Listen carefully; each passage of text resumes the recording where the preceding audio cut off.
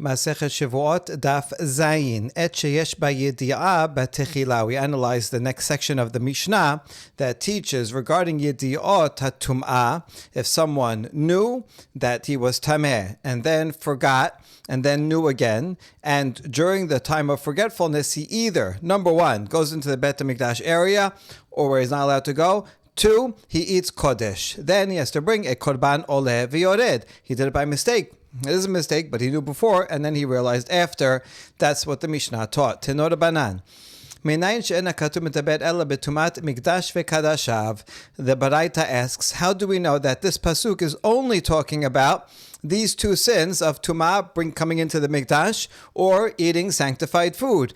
Maybe it means something else. If we look at the pesukim, we'll see that in fact it is somewhat ambiguous, because the pesukim here, in the context of a korban ole veyored, it says, "O nefesh asher tiga bechol davar tameh o beniblat haya." Someone touches something tameh, or a nevela tameh, or beniblat behema tameh, or niblat sheres tameh v'ne'ela mimenu v'hu tameh ve'ashem. So he touches any of these things and becomes tameh, and ne'alam, and then it escapes his notice, he forgot about it, and he is tameh ve'ashem, he's guilty. Well, why is he guilty? Is he not? A person is not guilty just for being tameh. If someone is out and whatever, he touches a dead animal or something and just becomes tameh. Okay, he's tameh. There's no punishment for that. He must have done something that he's not allowed to do while tameh. And then it continues. Or he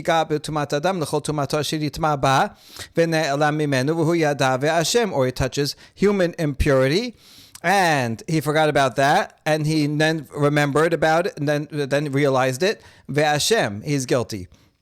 It goes on to talk about the cases of Shevuot that we discussed already, and then it says he brings a korban oleh v'yored, he brings an animal. If not, if he can't afford an animal, then he brings a bird, and if he can't afford that, then he brings the meal offering. Okay, so here's the, if he cannot afford a bird, then he brings a meal offering. So that's where we learn korban oleh v'yored. But you'll notice that in these pesukim, it doesn't say what he's ashem, what he's guilty for. What did he do exactly while he's tameh? They'd have to bring a korban. So the Mishnah, we're assuming that it's because he entered the mikdash or ate sacrificial food. But how do we know that? And the answer is, V'din hu ho'il ve'izhir ve'anash al hatumah v'chiyev al korban al hatumah, ma keshe hizhir ve'anash al hatumah, lo hizhir ve'anash ela al tumat mikdash ve'kadashav, af keshe chiyev korban al hatumah, lo chiyev ela al tumat mikdash ve'kadashav. So we're going to use a logical reasoning. Since the Torah prohibits and gives a punishment for someone who's tameh, and it also requires a korban regarding tum'ah, so we're going to compare them. When is there a prohibition and a punishment regarding tum'ah? Only regarding tumat mikdash. If someone enters into the Bet HaMikdash while tameh, that's karet. Or if one eats korban that is while tameh, that's also karet. So if someone does it on purpose, then they will get karet. So we know there is a specific prohibition and a punishment for those items. So too, when the Torah says you're going to have to bring a korban oleh v'yored when you do something while tameh by mistake, when you didn't realize, so what is that going to be for? It makes sense. It would be for the same things that you get punished for if you do when you do it b'mezid, then you will have to bring korban when you do it b'shogeg. Okay, that does in fact make perfect sense. It's not going to make sense that you have to bring korban olah as a type of chatat, and that you have to bring a korban, a sin offering for something that if you did it on purpose, there would be no prohibition. That wouldn't make sense. Okay, good. So this makes perfect sense. Ve'ema teruma she'izhir ve'anash. Hold on. Why don't we add to this list eating teruma while one is tameh? That the Mishnah does not say one brings a korban oleh v'yored. If you ate teruma, you realize you were tameh, then you forgot, then you ate teruma, and then you realized you bring a korban oleh v'yored. No, you do not bring a korban oleh v'yored. Even though if someone on purpose who knows he's tameh eats teruma, that is prohibited, and there is a punishment. The punishment there is in fact mita bideh shamayim. So why not add also teruma to the list in the Mishnah? And the answer is lashkechan avon mita dechayav aleh korban. Because in general throughout the Torah, we do not find that if someone does a sin, that if you did it on purpose, you'd be liable to mitah bidei shamayim, that then if you did it by mistake, you'd bring a korban chatat. We don't find that. If it's mitah bidei shamayim, that's too bad. That's too offensive to be able to get away with a korban, even though you did it by mistake. And that's why only generally korban chatat is associated with karet. If you're liable to karet when you do it on purpose, then by mistake you then you bring a korban, and that's why. So that's why these two, which is the punishment is karet. Then if you do it by mistake, korban olev yored. But teruma, which if you did it on purpose, mitah, no, then we do not say that that's going to be a korban olev yored. Ema hanemile korban kavua aval olev yored nete midi dehava shmiat kol v'abitui sefatayim. We say, hold on, I know that there is a general rule that karet and korban chatat go together, but maybe that's only regarding a korban kavua, meaning a regular korban chatat. Called kavua, it's fixed, meaning that it doesn't matter if you're rich or poor, you have to bring the same exact thing. So that's true regarding a regular korban chatat, that's kavua. So you only bring that when you make a mistake, that if you did it on purpose, you would be liable to karet. However, olev yored might be different. Maybe the laws, the general rule regarding korban olev yored, the sliding scale, sin offering is different. Because after all, if someone makes a false vow, one shemiat kol is if someone knows testimony, but they hide it and they say, no, I don't know any testimony. They make a false oath about it. So that's one. And other bitui sefatayim, which we talked about, if I say, I'm going to eat and I don't eat, or I did eat, and so on. So there one also brings a korban olev yored for vowing falsely. So here's false oaths, which if you did it on purpose, you don't get karet. And yet, if you did it here by mistake in an act of unawareness, then you bring a korban olev yored. So we see there is such a thing as olev yored, even though there's no karet. And so too, we should be able to apply teruma and say teruma also, even though if you do it on purpose, it's not karet, it's mitah bidei shamayim, it's worse, but still it's not karet. Maybe you would still bring a korban olev yored, because olev yored doesn't follow the general rule of only for karet things you have to bring a korban chatat if you did it by mistake. Maybe for olev yored you do bring olev yored also for teruma. And so we cannot prove it from so based on that, since it is something that one is liable for when if you do b'mezid, so it should be included in the list. Just like mikdash and kadashav, why not add also teruma? And the answer is amad kira ba limu'ute teruma. This pasuk that we just read here. Anything that he touches, that he becomes impure in it. Ba is a limiting word, and saying ba lemute teruma, and that's excluding teruma. Okay, ema ba lemute mikdash. I know ba is a limiting word, but how do you know it means to limit teruma? Maybe it's supposed to limit mikdash. De la sagile bekorban olev yored ad maite korban kabua. Maybe regarding the mikdash, saying no, you can't bring a korban olev yored for mikdash. It's not sufficient. You have to bring a regular korban hatat if you enter into the Beit HaMikdash unwittingly while you were tameh. And so in that case, these pesukim here, which require korban olev yored, would be for eating kodashim or eating teruma. Why don't we say that? So this is a dead end, just comparing it. We need a better answer. And the next answer is going to be by the Yehuda Nasi. Before we read the answer, first Rava wants to give some praise to the Yehuda Nasi and applies to him the pasuk in Mishle, one who draws water from deep wells. Right? It's hard to know to find water in a deep well. It's a shallow well. Everybody can find it. But a deep well takes a real expert to find, and Rabbi Yehuda Nasi, because he's so great, he knows how to delve deeply into a pasuk and find an answer to this. The Tanya, Rabbi Omer, Ekra ani chaya behema, Ekra ani chaya behema lama neemra kan behema temea veneemar lehalan behema temea malalan tumat kodesh afkan tumat kodesh. So Rabbi Yehuda Nasi is looking at these pesukim that we just mentioned, and notice that it says chaya tema or behema tema. Now, technically, chaya can include all living animals, because that's what it means, chaya. Now, it could also be distinguished between chaya as a wild animal and behema as a domesticated animal. But if it just said chaya teme'ah, then I would say that's including all animals. Therefore, the pasuk could have said niblat chaya teme'ah, and I would have known all animals. So niblat behema teme'ah is extra. So why do I need it? What is it coming to teach me? Since it is extra, well, notice it says behema teme'ah here, and it also says behema teme'ah in this pasuk later on in Vayikra chapter 7, where it says v'nefesh ki tiga b'chol tameh b'tumat adam behema teme'ah. There you go. It mentions behema teme'ah here, or he touches sheketz, or and so a person who touches any of these things and becomes tameh ve'achal mibesar zebach hashelamim. If he eats from sacrificial food, then he gets karet. So we see here through this gezer hashava that when it says in the Pisukim regarding korban olev yored behema teme'ah, it's connecting to the other one, which is also about other behema teme'ah, which is also about eating sacrificial food. So there you go. That's how we know that these Pisukim, the Biuda Nasi argues, these Pisukim are including the behema eating sacrificial food.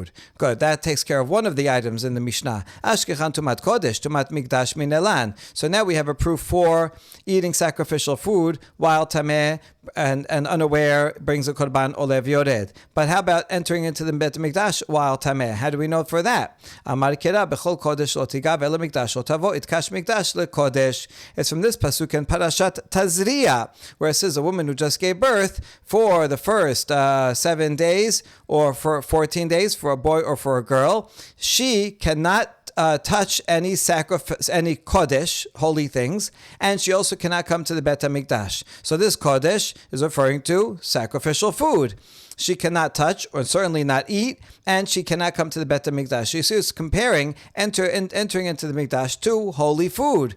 So just like holy food, which we just learned, is a korban oleh v'yored if you do it by mistake. So too, entering it to the Bet HaMikdash. Good. So now Rabbi Yehuda Nasi learned from Pisukim directly both things in the Mishnah. But now what about Terumah? Just like we asked on the previous answer, we're going to ask here again. Yachi Terumah nameh. Damar mor bechol kodesh lo tigal rabot et terumah. If so, you should include Terumah because there is a tradition that these words bechol kodesh lo tiga, do not touch anything that's holy, is including also terumah, and that would mean that just like that terumah also is compared to mikdash, and just like mikdash she cannot enter, otherwise korban olev yored. So then also include kol kodesh as referring to terumah. So that would mean that if someone eats terumah while tameh, they also have to bring korban olev yored. So this is a problem. Oh, ha mi'et rachamana ba. That's why we have the word ba back in Vayikra 5:3, that's a limiting word, and that will limit and say, no, not terumah. Ema ba limut hamikdash. But just like we asked before, how do you know that ba is limiting and removing terumah? Maybe it means to exclude coming into the mikdash while tameh. Bistaver hamikdash la mema'atinan sheken bekaret kemota. Now it makes sense that we're not going to exclude mikdash because the punishment for going into Bet HaMikdash on purpose is karet, which is also the punishment for eating sacrificial food while tameh. So it makes sense. For sure we know sacrificial food, eating that while tameh, that's going to be included because of this gezer hashava that we have over here of behema teme'ah. So that's for sure. So now we're going to include one thing, but we have to exclude something else. It makes sense to include the other thing for which one is liable to karet and exclude, therefore, terumah. But then we ask about that. No, you can argue the other way around, that do not exclude terumah because those are both eating laws. So we know for sure eating sacrificial food, korban olev yored if you did it by mistake. So we have to bring in one thing and exclude something else. Let's bring in terumah, because that's also about eating something, eating kodesh or eating terumah, while tameh, that would be korban olev yored, and exclude mikdash. You're not eating the mikdash, you're entering into it, which is, that sounds like it's a different category, because it's a different type of action. And so, we're stuck. We really don't know why we would include the biat mikdash rather than terumah. You could go one way or another. So therefore, we're going to try a different derivation. Ela amar Rava shalosh karetot bishlamim lama achat lichlal v'achat lifrat v'achat etumah haketubah b'torah setam ve'eni yodei Yodea Mahi. Rather, we can derive that Tum'ah, someone Tameh coming into the Mikdash, has to bring an Olev Yored from the following Midrash of Rava. It says 3 times in the Torah that someone who gets karet for eating a shelamim offering while tameh. The 3 times are all in Vayikra 22:3, 7:20, and 7:21. Well, why do I need 3 times the same thing? So the answer is one of them I need for the general prohibition of eating any sacrifice while tameh. The second one specifically for shelamim. I need both of these because if I only had one, I would apply it only to shelamim because that's the context. So if I already have one for shelamim, then the second one is going to expand it to all korbanot. And then I have one left over to teach me something about tum'ah, about a law that's written in the Torah without specification, and I don't know what it applies to. So this pasuk will apply to that law. Now, what is that law? Have omer tumat kodesh. So it must be something relating to someone tameh eating kodesh to teach me that that person will require a korban olev yored, right? But even that I already know. Since I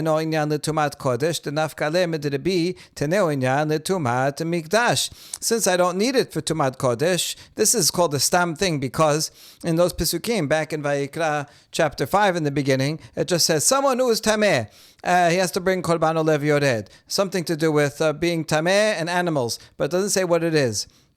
And therefore, since we don't know what it is, so when Rava says this, doesn't he mean? Rava says that the third one means it's talking about Tumat Kodesh is Korban Olev Yored. But I actually already know that from the Derasha of Rabbi Yehuda Nasi, the one that Rava praised. Rabbi Yehuda Nasi, he knows how to get things from a deep well because it says Behemat Teme'ah, Behemat Teme'ah. So since I already know that, so now I still have this extra one, karet, regarding something with shelamim, so it has nothing to do with shelamim. So if I don't need it for shelamim, I'll apply it to a different context. What is that other context? This is it. Coming into the Bet HaMikdash while tameh. So that's the source for it. But we challenge this. V'hai mi ba'eled lechedirabi abhu. But actually, we need this third karet mention for the statement of Rabbi Abhu, Amar Rabbi Abhu. Shalosh kiratot bishlamim lama, achat tichlal, v'achat tifrat, v'achat dvarim she'enan ne'echalin. Rabbi Abhu says, I need 3 times to say kiritot regarding eating a shelamim offering while tameh. 1 for the general thing that you can't eat any korban while tameh, 1 for the shelamim in particular, and 1 to include karet even for things that are not generally eaten. Like if someone eats the frankincense that's brought with the korban, you don't usually eat frankincense, but if you would get the karet. And I need the third one to teach me that, and therefore it's not left over. I can't use it also for what Ava wants to use it for.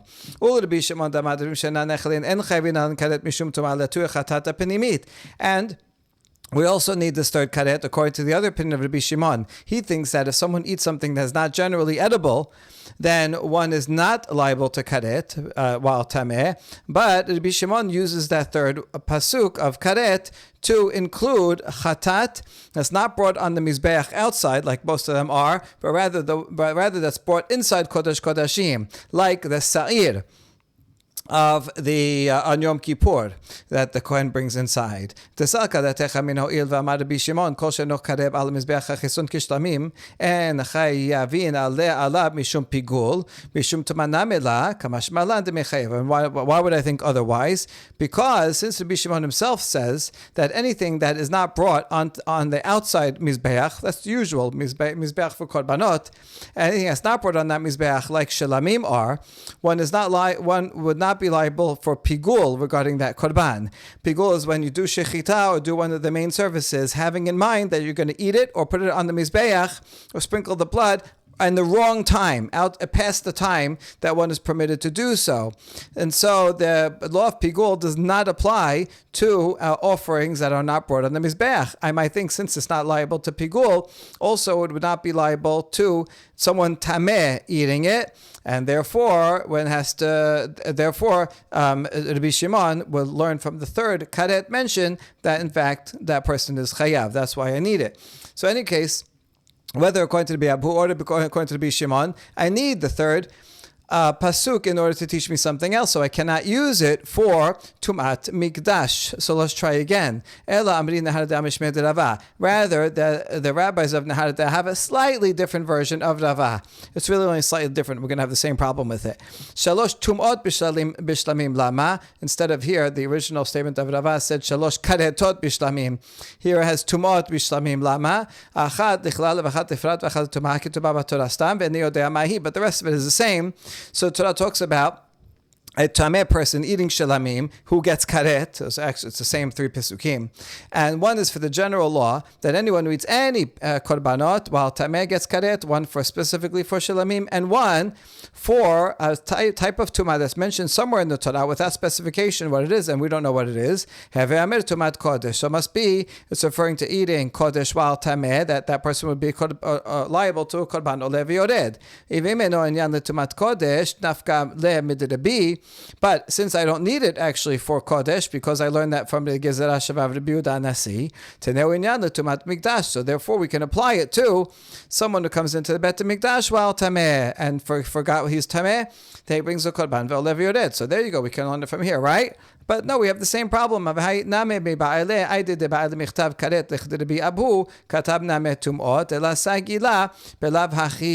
third mention of karet is in fact necessary because of what Rabbi Abu taught, as we just saw, that if someone eats something that generally is inedible, and he's tameh, then he also gets karet. And since we had to teach this law regarding karet, according to Rabbi Abu, so we also mentioned that it's tameh, because all three Pesukim talk about someone who's karet, and someone gets karet because they are tameh, and they're eating such an animal. So it has to both talk about tumot, because one would not be able to know what the Pasuk is talking about if you didn't say that the person is tameh and they get karet. So you had to mention it in order to teach the law of Rabbi Abu regarding eating something that's generally unedible. And since I need the third karet for that, I cannot use it for tumat mikdash. So let's try again. Ela maravat ya tumato ketiv hacha lechol tumato. We'll learn it from Gezerah Shavah. It says regarding the korban olev yored lechol tumato, any manner of impurity. Then he does something. He has to bring korban olev yored. Uchtivatam tamei od tumato bo. Also regarding the para aduma, it says if he doesn't do the para aduma, then he's tameh, and this is tumah is still on him. So then he cannot come into the mikdash. Mala len tumat mikdash, afkan tumat mikdash. There explicitly it talks about coming into the mikdash, and since it says tumato there and tumato here, that's how I know that this is also talking about tumat mikdash. Good. This proof is so good, in fact, that now we go back and say ve'ela ba lamali. We use the word ba beforehand to be a limiting word, to limit and say, oh, this does not apply to terumah. And since it doesn't apply to someone tameh who eats terumah, does not bring korban olev yored, therefore, well, what's left over, it must be tumat mikdash. But here, I know tumat mikdash is in, because of this fantastic Gezerah Shavah. Therefore, what is the word ba coming to exclude? And the answer is lirabot nivlat of tahor. It's coming, in fact, to include. Well, how could ba, which is a limiting word, include something? That's our next question. But anyway, it's coming to include someone who becomes tameh by eating the nevela of a kosher bird that is not slaughtered properly, a nevela. And there's a special law regarding it. One does not become tameh by touching it, but only by eating it. Only by when he swallows it and it gets into the middle of his throat, he becomes tameh in that way, not by touching it. So I might have thought that since this is an unusual way of becoming tumah, because you don't get tameh by touching it, but rather by swallowing it, I might have thought that person who's tameh, who enters into the Bet HaMikdash, maybe will not bring a korban olev yored, and that's why I need bat to include that case also. Ha'amat ba mi'utahu. Hold on. We said the word ba is a limiting word. Mishum de mi'utahu iyatar. And we answer, in fact, precisely because ba is a limiting word. That's why it's going to help us to include this case of the bird, because of mi'ut achar mi'ut. Ketiv o ki yiga devar nigia'in delav bar nigia'la. The pasuk says, or if someone touches. So I can learn from that also is a limiting phrase. only if you touch something and become tameh that way, then you'll have to bring, and you do something that's prohibited, then you'll have to bring korban oleh v'yored. But if it's not something that you get tameh by touching, then you wouldn't. Uchti ba, and then it says ba, which is another limiting word, mi'uta. Hava mi'ut achar mi'ut, ve'en mi'ut achar mi'ut, ela l'rabot. And anytime you have a limitation upon another limitation, the second limitation is in fact limiting the first limitation. As you've limited a limitation, then you're actually adding something. And so in fact, this comes to include someone who eats a nevela of a kosher bird, who becomes tameh by swallowing it, although not by touching it, to teach me that that person also is considered tameh, and if that person came into the mikdash, would be liable to a korban oleh v'yored. Yesh b'yediah b'techila ve'en b'yediah b'sof sa'ira na'asa bifnim ve'chule. The Mishnah continues and says, in a case where a person knew that they were tameh at first, and then they forgot they were tameh, and they entered into the mikdash, or they ate sacrificial food while they were tameh, but they forgot, and he did not realize afterwards either. In other words, since he ate the food, he thought he was tahor when he ate the food, he forgot he was tameh, and he never remembered after that. In that case, he can't bring a korban oleh v'yored because he doesn't know that he did anything wrong. Maybe eventually, next year, maybe he'll remember. So at that point, he'll bring a korban oleh v'yored. But what about in the meantime?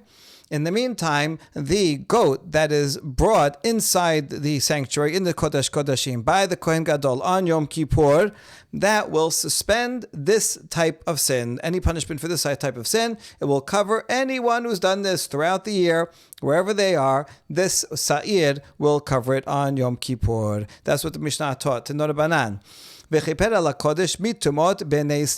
pasuk regarding that goat offering on Yom Kippur says that it will, he shall effect atonement upon the sanctuary from the impurities of the children of Israel. It continues and says, for all of the acts of rebellion, pishahem, and their sins, chatatam. All those words will become important.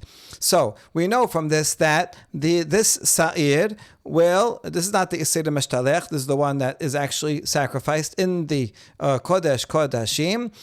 This will atone for all of for Ala Kodesh Umitumot B'nai Israel. So what sins exactly is it referring to? יש לי בעניין זה להביא 3 טומאות, טומאת עבודה זרה, וטומאת גילוי עריות, וטומאת שפיכות דמים. So I can propose that we should include in the atonement that this sa'ir brings the three types of impurity, not ritual impurity, but rather impurity that's associated with idolatry and with forbidden relations and with bloodshed. Where do we see that the word tumah is associated with all these 3 big sins? If someone does idolatry, they are making impure in the sense of moral impurity, not ritual impurity, but still it's the same word. And maybe that's what it means also when it says v'chiper mitumot, maybe it's talking about giloi arayot, and then it says tamet mikdash, maybe it's talking about avodah zarah. Begiloi arayot hu omer shmartem et mishmarti l'b'tiyasot mechukot hatoibot v'gomer v'lo tetameu b'hem. Regarding forbidden relations, it says you have to make sure to safeguard my commandments and not do any of the horrible things that the other nations do, and do not bring tum'ah through them. Do not make yourselves tameh through them. So we see that Gilui Arayot is called Tameh. B'shvichut damim mu'ameh v'lo tetameh et ha'aris. Regarding bloodshed, it also says, do not make the land Tameh by shedding blood on it. So all of these are called Tum'ah. Yachol al-shalosh tumot halalu yeh sa'ir mechaper. So maybe if someone did one of these sins, Yom Kippur, this sa'ir is brought by the Kohen Gadol on behalf of all of the people. Maybe that will atone for all of these 3 big sins. Talmud Omar mitumot b'nei Israel v'lo kol tumot. No, it says mitumot, of the impurities. It's not going to atone for all impurities, only a subset of impurities. Now, which ones? Mama sinu shechilekatu mikilat kol tumot heve omer tumat migdash v'kadashav. Afkan b'tumat migdash v'kadashav diber Rabbi Yehuda. Now, where do we see that the Torah distinguishes between one type of tumah and another, and there's one type of tumah where you can achieve atonement through a korban? Oh, I know, it's tumat mikdash v'kadashav. That's korban oleh v'yored, where the Torah says regarding doing certain things when you're tameh, you could bring a korban olev yored. And we just discussed that category is coming into the mikdash while tameh and not realizing, or eating sacrificial food while tameh when you didn't realize that you were tameh. So since you can use korban olev yored, Torah already makes a subset, and that's when you remember it afterwards, and then you bring korban olev yored. So here, when it says mi tumot, this is talking about also tumot mikdash v'kadashav, in a case where you did not remember that you were tameh after you did the sin, and that's how we know, according to the Yehuda. Rabbi Shimon Omer, Rabbi Shimon says, I don't have to go way back to the section on Olev Yored in order to know it. I can figure it out from the pasuk regarding Yom Kippur itself. Harehu Omer v'chiper ala kodesh mitumot shel kodesh. The pasuk regarding this sa'ir says it will atone upon the sanctuary for the impurities. It says something about sanctuary. If it was about Gilui Arayot, Avodah Zarah, Shevichut Amim, those are not prohibited only in the sanctuary. Those are prohibited everywhere all the time. They're not particular to a sanctuary. So therefore, when it says it will atone for HaKodesh mitumot, it must be things that are tameh associated with Kodesh, entering into the Mikdash or eating sacrificial food. Okay, if so, since it's connected to Kodesh, maybe it's about everything. Anything that is associated with holy things and the Mikdash, this Sa'ir of Yom Kippur will atone for, and not just the two that we are talking about here. Talmud Omar, mipish'ahem lechol chatotam. Chataim dumiyad pish'aim. Ma pish'im shenam b'nei korban, av chataim shenam b'nei korban. That's what the pasuk continues and says, pish'ahem chatotam. It will atone for their rebellious acts and for their sins. Now, what kind of sins? Sins that are similar in some way to rebellious acts. Just like rebellious acts, you cannot bring a korban. If someone makes a sin b'mezid, rebelliously, then for the most part, sins that are done b'mezid, one does not bring a korban. So too, when it says chataim, it has to refer to sins that for which one cannot bring a korban. Why can't you bring a korban? Because the guy that sinned didn't remember after he sinned that he was tameh. He can't bring a korban because he doesn't realize he sinned. Once he realizes, certainly he'll make sure to bring a korban, but because he didn't realize he can't bring a korban. And so from the fact that it says pishahem lechol chatotam, so it's comparing it. So why is it comparing it? Just like you don't bring a korban for a pesha that b'mezid, so too this is a category of things that have to do with kodesh, but not just anything that has to do with kodesh. Only things that have to do with kodesh for which you cannot bring a korban. And one example of that would be if you realized you were tameh, then forgot, went to the mikdash and never remembered afterwards. This Sa'ir of Yom Kippur will cover that. Now, how do you know that specifically it's this case? Because there's other cases regarding Kodesh where you cannot bring a korban for whatever reason. So how do you know it's specifically when you remembered and then forgot and then remembered again? Maybe it's when you didn't know at all the whole time. Talmud Omar lechol chatotam chayavei chataot b'mashma. Because the pasuk says for all of their sins, it has to be something that would make you liable to bring a sin offering. A korban olev yored is a type of sin offering. So it has to be something specifically that you'd have to bring korban olev yored. What is that? Well, and it has to do with mikdash. Okay, we already know. That's tumat mikdash and coming into Bet HaMikdash and eating sacrificial food. If you did it with knowing and then not knowing and then knowing, you would have to bring a korban olev yored. So just take off the last one because you didn't realize after. Now that's why you can't bring a korban. That's similar to pishahem, where you can't bring a korban. So specifically that category, these two sins, if you knew and then didn't know and then still didn't know, that's when the sa'ir in the Kodesh Kodashim on Yom Kippur will atone for that. All right, that's the end of the Baraita. We're going to analyze the Baraita. Amar Mor yesh li b'inyan zeh lehavi shalosh tumot, tumat avodah zarah v'tumat gilui arayot v'tumat shefichut damim. At first, the Baraita proposes that maybe the sa'ir that's brought in the Kodesh on Yom Kippur is coming to atone for the three big ones: the tumah of idolatry, tumah of forbidden relations, and the tumah of bloodshed. Let's analyze this. What would be the scenario where one violated idolatry? If he did on purpose, then he's going to get the death penalty. And if he did it by mistake, he didn't know that he didn't realize this was avodah zarah, he didn't know it was prohibited, then he's going to bring a regular korban chatat. And so he'll bring korban chatat. So you don't need the sa'ir of Yom Kippur for that. When would you ever need the sa'ir of Yom Kippur to cover avodah zarah? And the answer is b'mezid v'lo atrubeh b'shogeg v'la it yedaleh. Two cases. Either he did it on purpose, but the witnesses did not give him a warning, so they can't kill him because they didn't give him a warning. So he doesn't get killed. He also doesn't bring a korban because he did it on purpose, so he can't get a korban. He doesn't get death penalty. So how can he achieve atonement? And the answer I might have thought would be this sa'ir of Yom Kippur. Or it could be a case of shogeg, where he never realized. He did it unwittingly, and no one ever told him that this was prohibited. He never realized that he did something that was prohibited. So he can't bring a korban chatat because he doesn't know anything that he did anything wrong. So that's what the Baraita proposes. Maybe the sa'ir of Yom Kippur will atone for that. We do the same exercise for the other two. What was the Baraita thinking when it said Gilui arayot? That could be atoned for by the sa'ir of Yom Kippur. If he did it on purpose, then he's going to get the death penalty. And if he did it by mistake, then he has to bring a korban. So when would you ever need the sa'ir of Yom Kippur? Same answer. He did it on purpose, but they can't kill him because there was no warning. Or he did it by mistake, but he never realized it afterwards. He slept with someone, he thought it was allowed, and he continued thinking it was allowed, and never realizing that he made a sin. So that's what I might have thought you could use the Sayyid on Yom Kippur for. And lastly, if he killed someone, why would you ever think that the Sayyid of Yom Kippur would cover that? If he killed someone on purpose and he gets a death penalty, if by mistake, then he goes into exile, Te'ir Miklat. And the answer is either they did on purpose, but there was no warning, so we can't give him the death penalty. So I might have thought that the Sayyid covers it.